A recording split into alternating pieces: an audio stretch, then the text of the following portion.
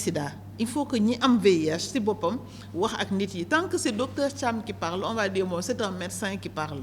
Il y a même parfois des gens qui nous disent est-ce que bon ñii dañuy wax rek pour partenaires yi jox leen plus d'argent wala dañuy fay sax nit yi pour ñu ñëw ne dañu am sida. Donc ñiy wax loolu c'est parce que ils ne connaissent pas. Donc comment nous faisons toutes ces activités-là pour que les personnes vivant avec le VIH prennent en charge, parce que vraiment la stigmatisation, pour lutter contre ça, c'est les personnes vivant avec le VIH elles-mêmes qui doivent se mobiliser, et c'est ce que nous leur disons.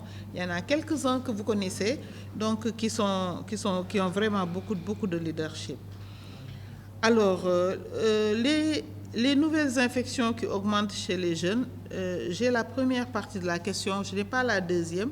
Le taux de prévalence est beaucoup plus faible chez les jeunes. Parce que tout à l'heure, j'ai dit, le taux de prévalence, c'est les nouveaux et les anciens. Mais chez les jeunes, on a surtout les nouveaux. Donc, on n'a pas la partie les anciens. Anciens, ils sont gën.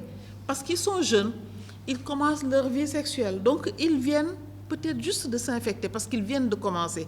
Les jeunes qui prennent des risques. C'est pour ça qu'il faut leur donner les informations en amont pour qu'ils ne s'infectent pas. Maintenant, pour les adultes, ils ont vraiment tout le temps. Par exemple, si tu prends quelqu'un de 20 ans et quelqu'un de 40 ans, ils ont tous les deux, ils ont commencé leur vie sexuelle à 19 ans. Celui qui a 20 ans a juste peut-être 1 an d'exposition au VIH, mais l'autre a 21 ans d'exposition au VIH. Donc, tu vois, si tu calcules, l'adulte va avoir plus de risques. Mais on ne voudrait pas que ce jeune-là arrive à 40 ans avec le VIH. Donc, c'est pour ça que nous surveillons les nouvelles infections chez les jeunes. Et la prévalence, je l'ai dit, c'est beaucoup plus faible chez les jeunes. Je pense que c'est moins de 0,1% chez les jeunes. Maintenant, chez les jeunes filles sont encore plus infectées que les jeunes garçons. Et ça aussi, c'est parce que les jeunes filles, nous pensons, parce qu'on réfléchit, comme vous pouvez aussi réfléchir, nous dire non, docteur, mais nous, dans notre réflexion, on se dit, c'est peut-être parce que les jeunes filles sont plus exposées avec les adultes hommes. Vous voyez, j'ai dit, l'âge est un facteur d'exposition. Donc, une jeune fille de 19 ans et un jeune garçon de 19 ans. Le jeune garçon de 19 ans a moins de chances d'avoir un partenaire dans la tranche d'âge de 40 ans que la jeune fille. Culturellement, ici, les jeunes filles épousent même des personnes qui ne sont même pas dans leur tranche d'âge ou dans leur génération. Voilà, ça les expose aussi. Les mariages précoces. Et j'en viens à votre question sur, Aïcha, sur les facteurs qui vulnérabilisent les femmes. Il y a le facteur biologique. La femme, son organe génital est tapissé par une muqueuse. Une muqueuse qui est perméable aux infections. Et une muqueuse qui est encore plus perméable quand il y a une infection. Même une autre infection, une infection sexuellement transmissible, ou bien en tout cas une irritation, etc. Et donc, quand il y a ça, ces irritations, une infection ou bien une fissure, la muqueuse est encore plus fragile et plus perméable au VIH. Pour l'homme, son organe génital est tapissé par une peau, pas une muqueuse. Donc la peau, elle est plus résistante. S'il n'y a pas de brèche, le VIH ne peut pas traverser la peau.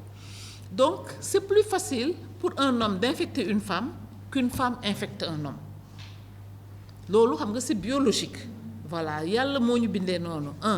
Maintenant, les autres choses qui viennent, j'ai dit tout à l'heure que le VIH est lié aux conditions sociales.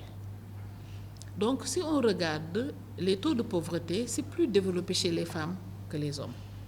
Donc, les femmes vont, surtout quand elles ont une charge familiale, des enfants, elles vont être plus vulnérables pour avoir de l'argent, etc. Donc, il y a ce facteur pauvreté. Il y a aussi un facteur de pouvoir, de puissance. La femme n'a pas le pouvoir d'imposer le préservatif à son mari ou à son partenaire. Donc la décision de se protéger Même s'il y a le préservatif féminin, nous savons tous que dans la négociation du préservatif, l'homme a vraiment le pouvoir. Voilà, donc tout ça, et puis peut-être d'autres facteurs vont exposer plus les femmes. Mais heureusement, les femmes transmettent plus difficilement le VIH que les hommes. Ça, c'était la question de Aïcha. Oui, je vais y arriver. Alors, pour les populations clés, j'ai dit tout à l'heure que notre épidémie est concentrée. Nous surveillons certains groupes de population. Parmi les groupes de population, il y en a qui sont vulnérables, mais pas dans les groupes des vulnérables, là, il y en a que nous appelons clés.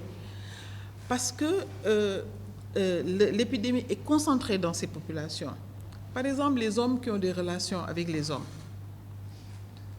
Pour ces populations, la prévalence est 27%.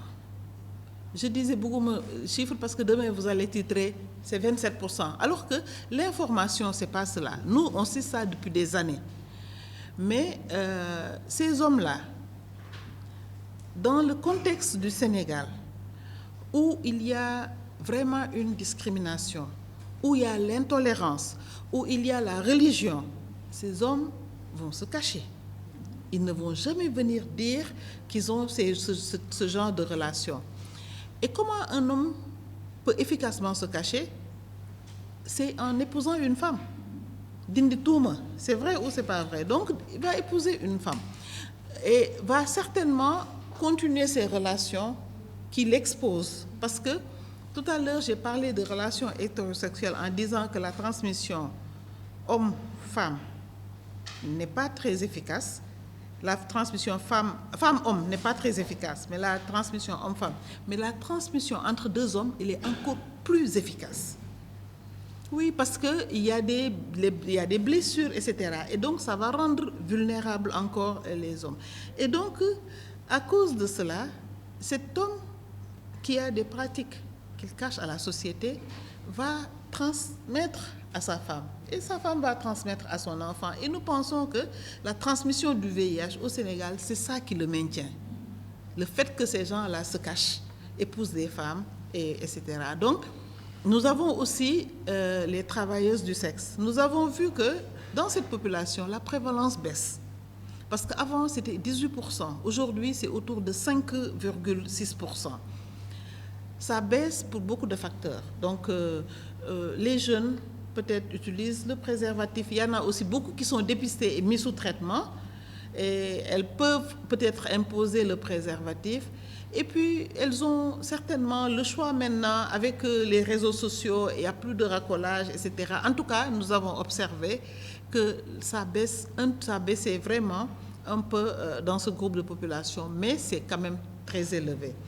Ces populations, ces travailleuses du sexe aussi, comme j'ai expliqué pour les homosexuels, ces travailleuses du sexe ont aussi un lien avec la population générale. Parce que ces travailleuses du sexe, elles ont des clients. D'où viennent ces clients?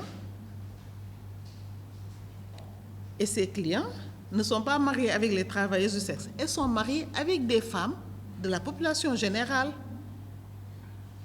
Donc, les clients-là constituent un lien entre ces travailleuses du sexe et la population générale. C'est pour ça que nous travaillons avec ces professionnels du sexe pour les protéger, pour leur donner les moyens de se protéger. On leur fait aussi ces formations en leadership pour nous imposer préservatifs, etc., pour se protéger elles-mêmes, mais pour protéger les femmes de la population générale. Parce que leurs clients, ce sont les maris des femmes de la population générale. Et donc, nous travaillons avec d'autres populations mobiles comme les camionneurs, les pêcheurs, etc. Parce que nous avons aussi compris, nous faisons beaucoup de recherches pour comprendre, parce que c'est des questions qui sont difficiles à comprendre. Qui sont complexes, c'est ce que je veux dire. On peut les comprendre, mais c'est très complexe. Donc, nous avons compris qu'une personne, quand elle est en situation de mobilité, elle peut prendre des risques qu'elle ne prendrait pas sous nekkoon këram. Quelqu'un qui voyage, voilà, peut prendre des risques quand il n'y a plus le contrôle social. Parce que quand tu es dans ta ville, il y a des choses que tu ne peux pas faire parce qu'il y a le contrôle social. Qu'est-ce que les gens vont dire? Mais surtout, donc ça, c'est des choses qui rendent les gens vulnérables. Le déplacement, la mobilité rend les populations vulnérables. C'est pour ça que nous surveillons aussi nos hommes de tenue, qui sont très mobiles. Mais eux, le résultat qu'on a trouvé, c'est le contraire. C'est qu'ils sont moins vulnérables que la population générale. Vraiment, leur taux de VIH est beaucoup plus faible. Mais eux aussi, quand on essaie de comprendre, ils nous disent que eux, dans leur formation déjà, on leur parle du préservatif, IST, etc. Ce qui fait qu'ils ont l'habitude de se protéger. Mais quand ils sont affectés dans certaines zones, comme dans les zones transfrontalières, ils deviennent vulnérables parce que c'est des zones pauvres où eux, ils ont de l'argent parce que c'est des salariés. Il y a l'attrait de la tenue. Il y a beaucoup de choses qui font que les femmes peuvent même aller vers eux. Donc c'est pour ça que nous surveillons, mais vraiment, alhamdoulilah, dans ces groupes-là, contrairement à d'autres pays africains où on a vu des armées décimées par le VIH quand ils n'avaient pas le traitement. Alors un autre groupe, c'est les consommateurs de drogue. Vous pouvez comprendre l'injection. Donc avant, nous, aujourd'hui, on a des programmes d'échange de seringues où on leur donne des seringues stériles pour qu'ils n'échangent pas leurs seringues. Mais quand ils n'ont pas de seringues stériles, il faut voir la mentalité de la personne qui se pique. Ce qui l'intéresse, ce n'est pas le VIH, ce n'est pas ne pas s'infecter. Il a besoin de sa drogue, donc il va emprunter le seringue de son partenaire, qui est VIH, et s'infecter directement le VIH. Et même pour les drogues non injectables, il y a un risque. Parce que la personne qui a besoin de drogue, je dis tout à l'heure, ce qui l'intéresse, c'est chercher sa drogue. Même s'il doit se prostituer pour avoir sa drogue, voilà, donc c'est des personnes extrêmement vulnérables. Mais en même temps, c'est des personnes marginalisées. C'est des personnes que la société ne tolère pas. C'est les personnes que la loi réprimande. Donc c'est pour, je pense, toutes ces raisons que, voilà, on parle de droits humains parce que c'est des personnes aussi pour lesquelles il faut respecter leurs droits. C'est même le quatrième groupe de population clé, la population carcérale. Alors nous pensons que ces populations, qu'il y a certainement un biais. Peut-être que la sélection, c'est que c'est des populations qui étaient même vulnérables avant d'aller en prison. Si tu regardes les facteurs qui amènent les gens en prison, quand tu vas dans la prison des femmes, il y a plus c'est des femmes prostituées qu'on a retrouvées dans la rue, racole, etc. Ou bien les jeunes consommateurs de drogue, etc. Donc il y a, nous pensons, peut-être qu'il y a une vulnérabilité dans les prisons. Nous n'avons pas beaucoup étudié cela, mais ce que nous avons vu, c'est que les populations qui sont infectées avaient une vulnérabilité même avant de rentrer en prison. Maintenant, la prison étant un lieu fermé où on ne contrôle pas tout ce qui se fait, donc il peut y avoir une transmission dans les prisons. Nous avons en tout cas remarqué qu'il y a 2% de VIH dans les prisons. 2% divisé par 0,3%, vous voyez que c'est 6 fois la moyenne nationale. Donc c'est extrêmement élevé et je pense qu'on a vu que même dans les prisons, les femmes sont encore plus infectées que les hommes. Mais on pense aussi que la vulnérabilité, ces personnes l'avaient avant même de rentrer en prison.